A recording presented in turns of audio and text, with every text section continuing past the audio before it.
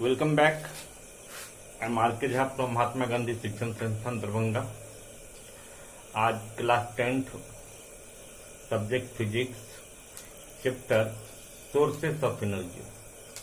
आज हम इस सेशन में एक नया चैप्टर फर्स्ट टर्म का शुरू कर रहे हैं। चैप्टर का नाम है सोर्सेस ऑफ एनर्जी। इस चैप्टर का आज ये पहला वीडियो है। इस वीडियो में आज हम 3 टॉपिक को समझेंगे। Sources of energy, what are the sources of energy, sources of energy क्या होता है, फ्यूल किसको कहते हैं, good sources of energy, good fuel, ideal fuel क्या हुआ, फीचर्स या कैरेक्टरिस्टिक्स क्या होता है गुड सोर्स ऑफ एनर्जी का। इतनी पहलुओं पर आज हम बात करेंगे। सबसे पहला है सोर्सेस ऑफ एनर्जी। जैसे नाम ही से पता चलता सोर्सेस ऑफ एनर्जी। एनर्जी तो आप जानते हो the capacity to do work, work करने की जो कैपेसिटी है।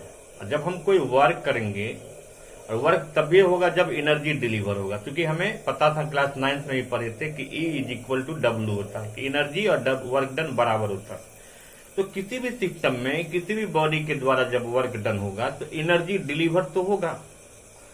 तो एनर्जी हमको जहां से मिलेगा, कोई भी मैटर है, वो मैटर आइदर सॉलिड भी हो सकता है, लिक्विड भी हो सकता है, गैस भी हो सकता है, कोई भी मैटर, जिस मैटर से हमें एनर्जी मिलता है उसको हम सोर्सेस ऑफ एनर्जी कहेंगे। फॉर एग्जांपल, हम मस्कुलर वर्क करते हैं, मस्कुलर एनर्जी बोलते हैं।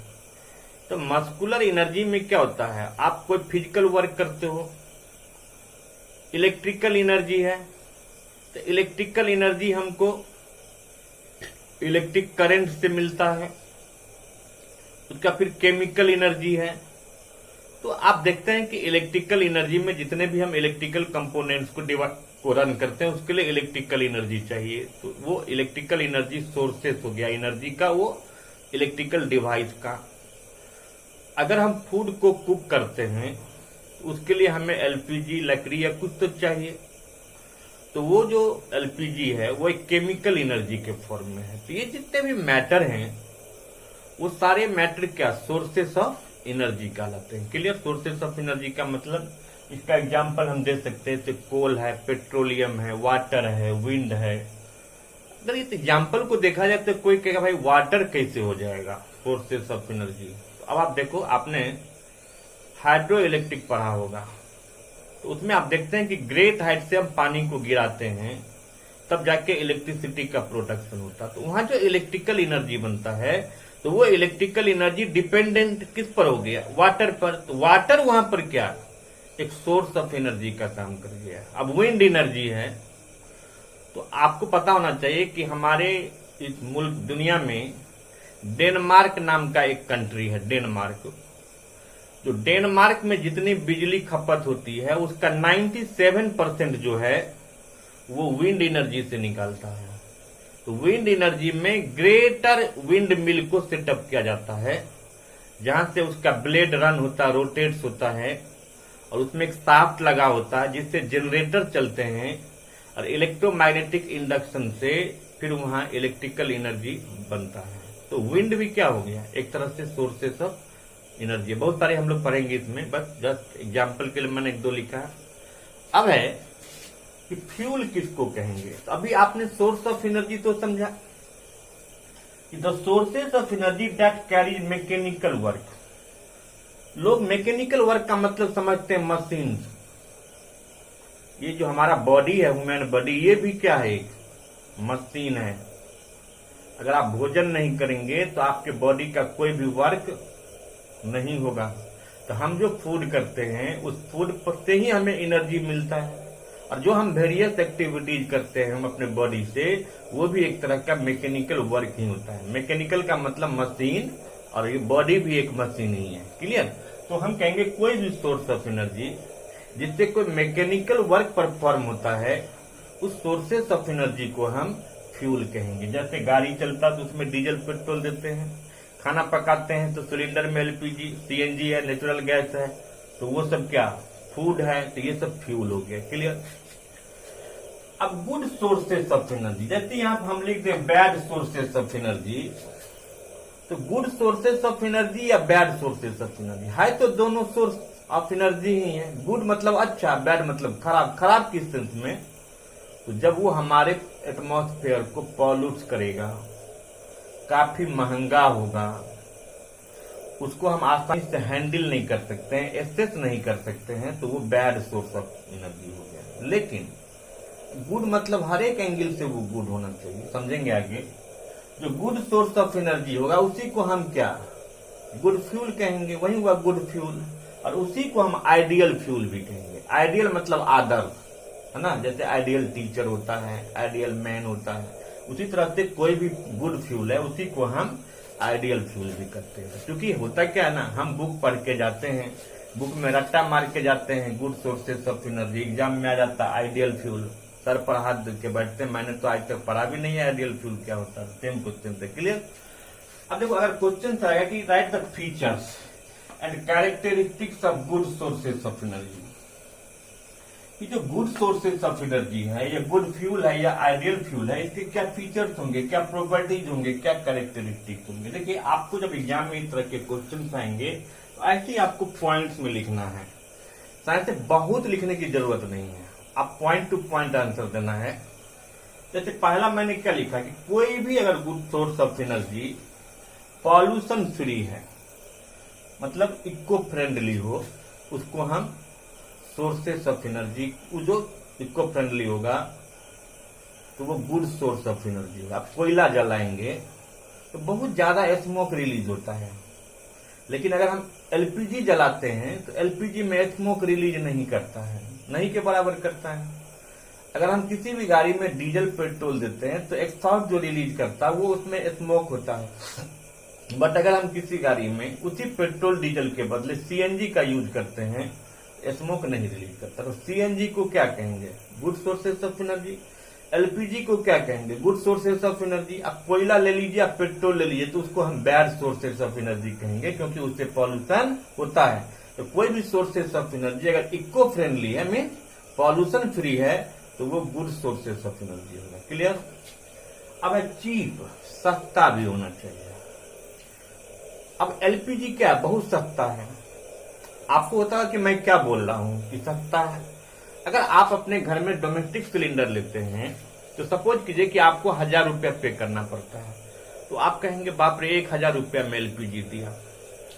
बट कंपेयर कीजिए कि एक सिलेंडर जो आप अपने घर में यूज करते हैं वो 15 दिन सपोज कीजिए चलता है, लेकिन 15 दिन का अगर हम लकड़ी पर खाना पकाएंगे तो 15 दिन लकड़ी पकाने में जितने लकड़ी आप खरीदोगे ना, वो 1000 नहीं कई हजार रुपए आपको लग जाएगा। तो आप ओवरऑल खर्च देखो ना, हो सकता है कि एक दिन का खर्चा जो लकड़ी का होगा में भी वो 200 रुपया में मिल जाए, आप 2 दिन पका लोगे। हम ये थोड़ा देखेंगे क्या कि 200 में लकड़ी दे दिया। आप ओवरऑल कंपेरिजन करके देखना, तो आपको लकड़ी काफी महंगा पड़ेगा और एलपीजी सस्ता पड़ेगा। तो चिप का मतलब समझ गए। दूसरा देखिए, इजी टू हैंडल और एक्सेस। अगर हम 1000 का सपोज कीजिए एलपीजी सिलेंडर खरीदते हैं और 1000 का लकड़ी खरीदेंगे, तो 1000 का लकड़ी आपको ट्रक पर लाना पड़ेगा लाद के। लेकिन 1000 रुपए का एक सिलेंडर, उसको हम कंधे पर भी उठा के ले आते हैं, साइकिल पर भी ले आते हैं। तो आप क्या कहेंगे कि एलपीजी जो है वो इजी टू हैंडल भी है, एक्सेस भी है। बट वुड को अगर आप ले लीजिए फॉर एग्जाम्पल, वो इजी टू हैंडल नहीं है, इजी टू एक्सेस नहीं है। फिर इजी टू ट्रांसपोर्ट, जिसको कैरी करने में भी आसानी हो। स्वाभाविक है कि अगर हम मान लीजिए बहुत लार्ज बंडल में वुड को किसी भी सोर्सेस को ले जाएंगे, बहुत मुश्किल होता है। दूसरा क्या, it should not give any residue after combustion.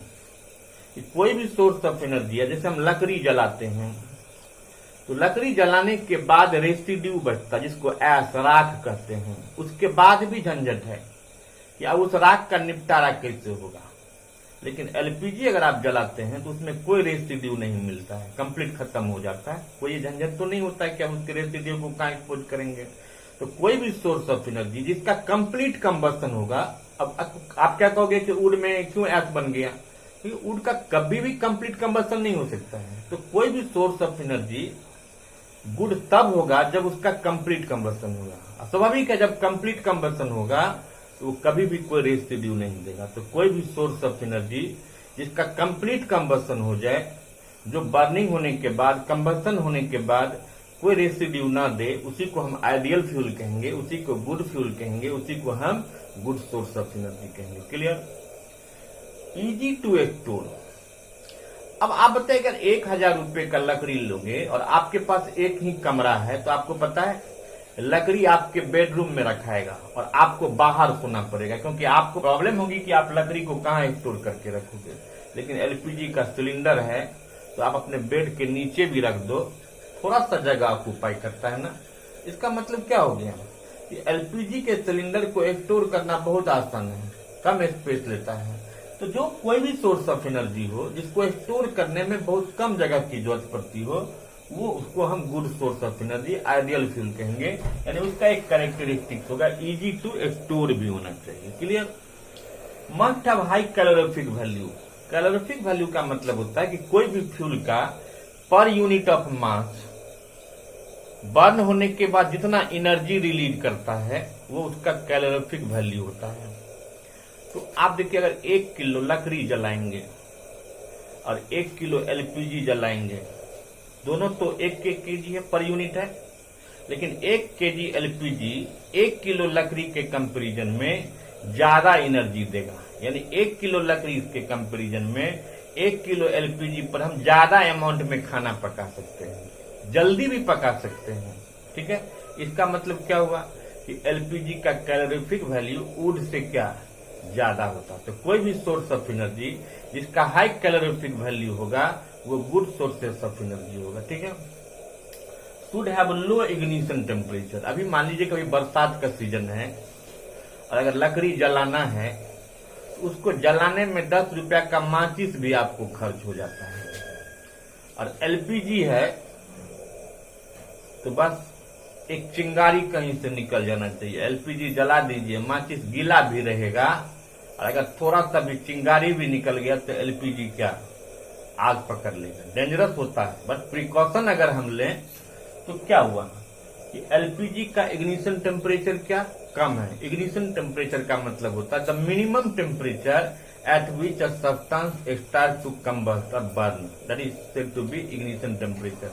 तो कोई भी सोर्स ऑफ एनर्जी जिसका इग्निशन टेम्परेचर कम होगा, मिनिमम होगा, वो गुड सोर्सेस ऑफ एनर्जी कहलाएगा। ठीक है? तो आज की इस वीडियो में हम इसको एज ए इंट्रोडक्शन समझे हैं, और यही जो मैंने 3 टॉपिक बताया, यही तीनों क्वेश्चन इंटेक्ट क्वेश्चन में जब आप जाएंगे तो यही तीनों क्वेश्चन स्टार्टिंग भी है, यही तीनों टॉपिक, और यही तीनों टॉपिक इंटेक्ट का पहला क्वेश्चन भी है। Thank you.